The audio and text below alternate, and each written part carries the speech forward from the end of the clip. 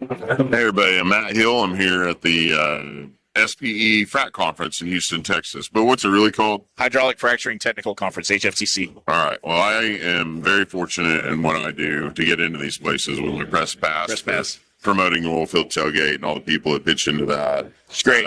Most importantly, just to advocate for our industry. Yeah. And I have known this guy for a long time, very long time. Very long time. Some would say too long. Probably, I would say too long, but For you or for me, I don't know. But I love him nonetheless. Love Matt very much. Introduce yourself. I'm Lyoid Fussell. I'm the Vice President of Business Development for JERA. And also, we have a new company called Gen Systems. I'm also handling the business development for Gen Systems as well. All right. Well, if you've followed any of the things I've ever done before, he's been on camera with me quite a few times. Matt inspired us to start a podcast. I did not inspire that. Yeah, you did. Okay, well, good. Yeah, you did. He inspired us to start a podcast. We did it a few times. My partner is not very reliable, so we're behind. That partner of yours, where is he? I don't know. Look for his hand. His hand's floating around here He's somewhere. reliable not to be here. Yeah. No, we love you, Jeremy. Yeah, we love Jeremy.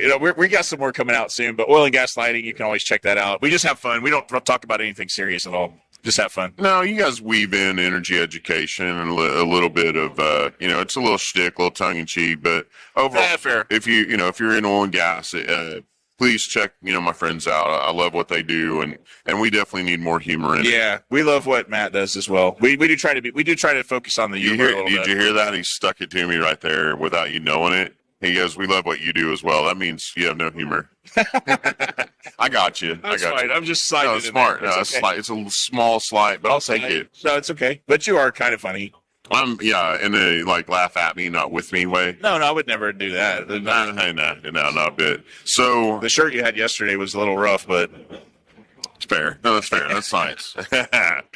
I'm sorry. I'm just You're not getting me off at all. It's all right. It's great. We love Matt. That's why we pick on him. I only pick on people I like, Matt. I never pick on anyone that I don't like. So, the first time, so I meet him. He's in Tulsa, working for a great operator. Love him to pieces because he really truly was like a guy. You walk in his office, you're like, "Hey, come on in," talks to everybody.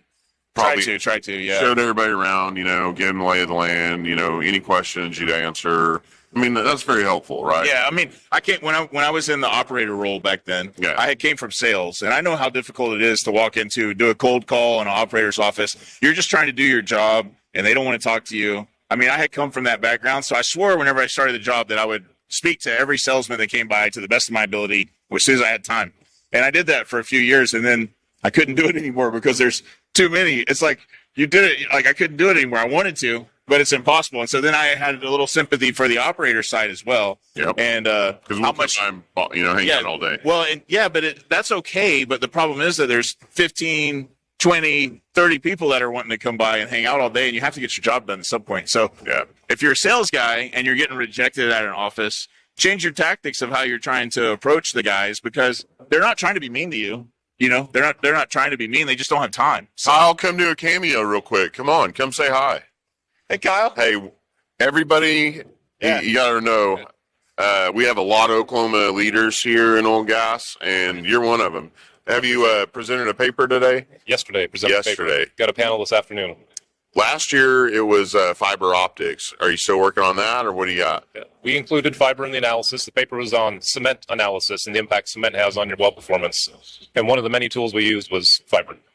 Nice. I'm fascinated by cement right now because across our industry, we have vastly improved everything. Every tool, every piece of data, the machines that deliver it all.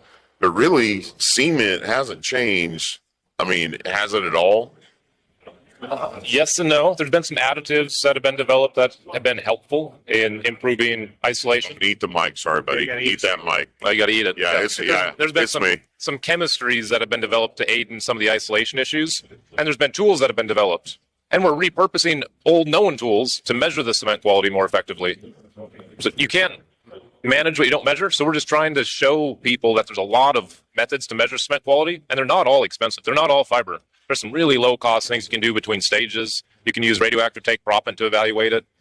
I think most people go right to some type of lateral USIT log, and that is relatively expensive, especially when you want to go do it on tens or hundreds of wells. Yeah. So finding these lower cost diagnostics that you can use on multiple wells to get a a meaningful amount of data is going to be really critical.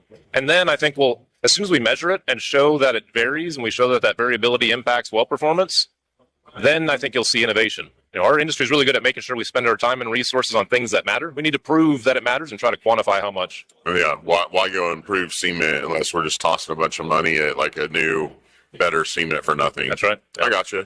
I see all this stuff, with plugging and abandoning and, annulouses and all that. And I'm like, maybe just for that side, we come up with a better cement, but for what we're doing, just surrounding casing right now. Yeah, I mean, the name of the game in unconventionals is to create as much surface area as you can, and you do that through fractures. So if you go shoot a 10 cluster frac design, you spend a lot of time and effort making sure you get the right design in the ground, but then you have no cement behind your pipe. Yeah. You're not going to create 10 fractures, right? It's going to coalesce behind the pipe, and you'll have one dominant fracture. You'll ineffectively drain your reservoir. You'll probably damage your offset. So there's a lot of reasons that we should be paying attention to some of this kind of blocking and tackling. Yeah, I've seen some of the other stuff you've shown, like your cement may not be where you thought you put it. Yep. Yeah, it's fascinating. I like what you're doing. I hope this has been success for you. It's fantastic. I think we might break records this year on attendance. So excellent. It's the best of the year. Fresh minds, fresh budgets. I love being on the board of the SP, and this is kind of stuff we just get thrilled about.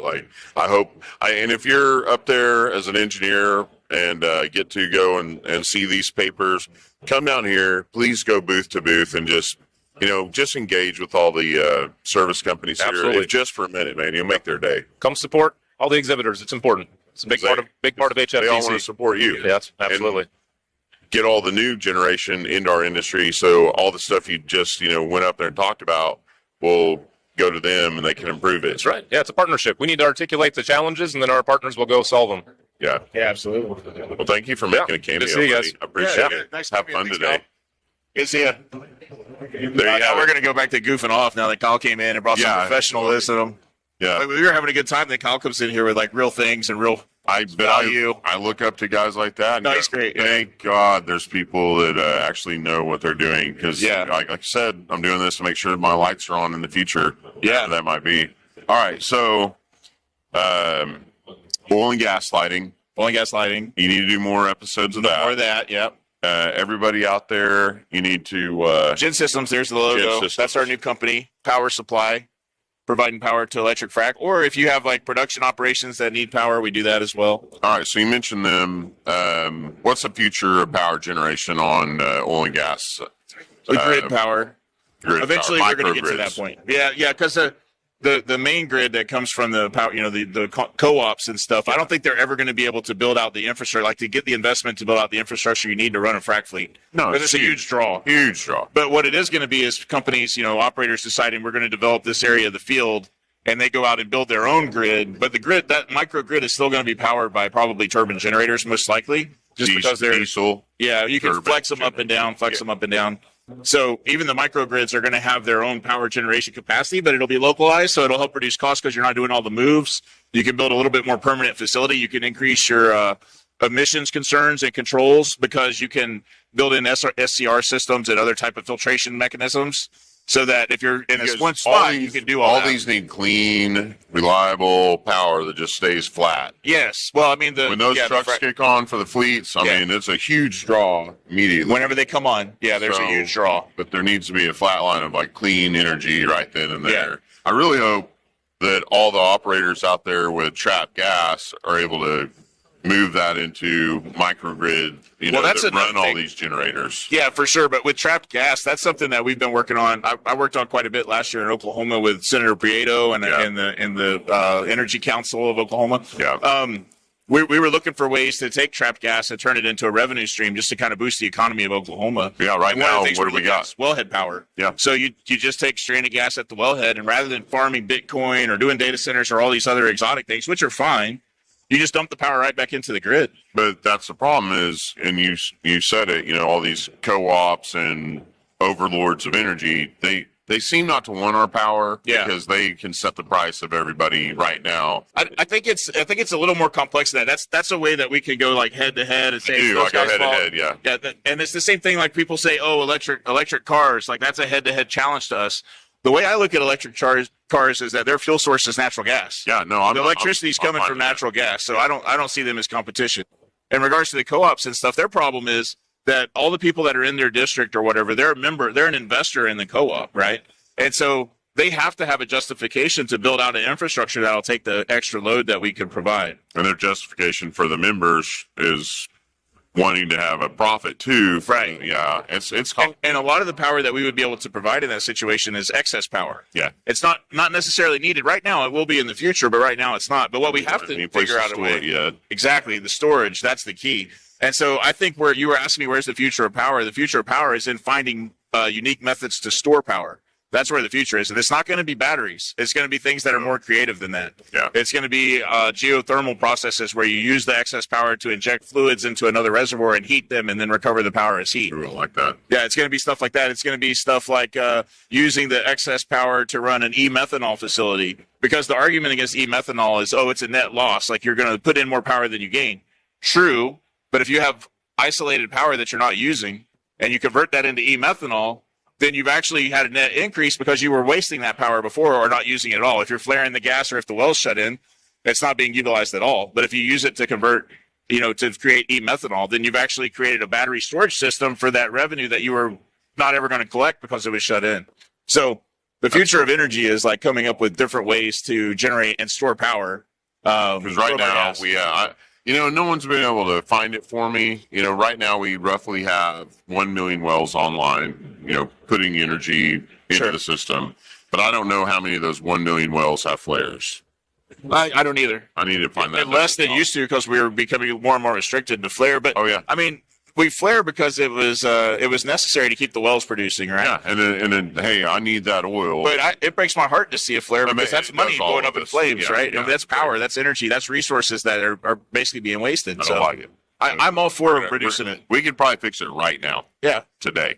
Wait, and if we can figure out a way to convert it directly into power and have our governments and our co-ops and everybody cooperate to allow us to connect it to the grid, and then we can have excess power. We can reduce the cost of power for the average citizen and the industry and everything else. But then we have to figure out a way to hold it, because the electrons don't just sit there forever. You have to grab them while they're being produced.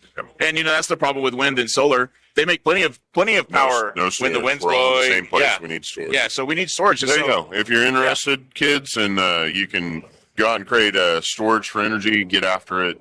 Come up with creative ideas for energy storage. It doesn't have to be a battery. Let's create something new. Let's find a new way. Yeah.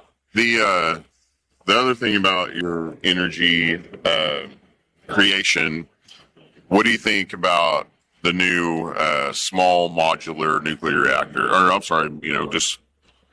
I don't know anything about small modular nuclear reactors. I think nowadays they're getting them to the size we could run frac fleets. Well, I mean, like Navy stuff, right? Like the Navy submarines and stuff. Fascinating, just how I mean, I'm not opposed to any source of energy. Like I'm not scared of nuclear power. We're always going to need oil and gas, but wouldn't it be cool if your generator was just a lot smaller, maybe the size of a little Volkswagen Beetle, and ran a city plus frac fleets if you wanted to. I guess the bottom line is I think that would be great. I don't know enough about it to.